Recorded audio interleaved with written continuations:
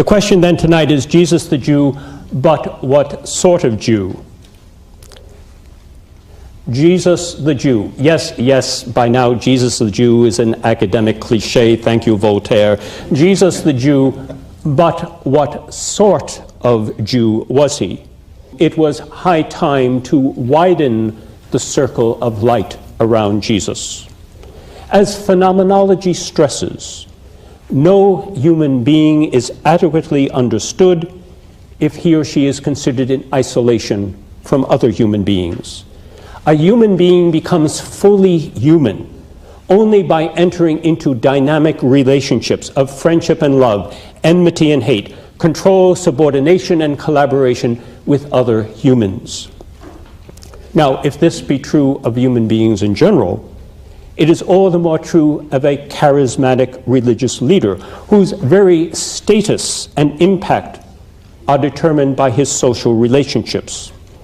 It is especially true of a particular first-century Jew named Jesus of Nazareth, whose adult life is largely defined in terms of his relationships to other Jewish individuals and groups in Palestine.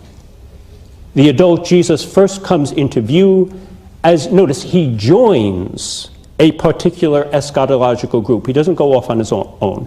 His life begins as an adult by joining a particular eschatological group marked by baptism and repentance, a group led by a strange individual called John the Baptist.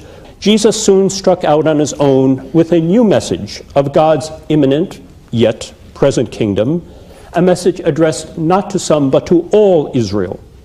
Moving from town to town in itinerant ministry, Jesus attracted an inner and outer circle of followers from among his fellow Jews. He convinced at least some people that he had healed their illnesses or expelled their demons. He engaged in religious disputes with other devout Jews, and he presumed to teach his co-religionists how to observe the Mosaic law properly. Within his own circle, he taught his disciples special prayer forms, observances, and beliefs that mark them off as an identifiable group within, not outside of, first-century Palestinian Judaism.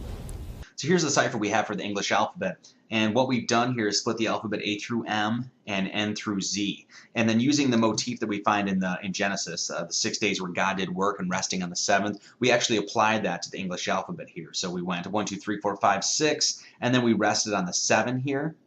And that's the G, as you can see in the Freemasonic square and compasses. And then we just walk back down to 6, 5, 4, 3, 2, 1. So AN is 1, BO is 2, CP 3, etc. So let's spell it out. Jesus Christ. And then using our cipher here, we can just put the numbers to the letters.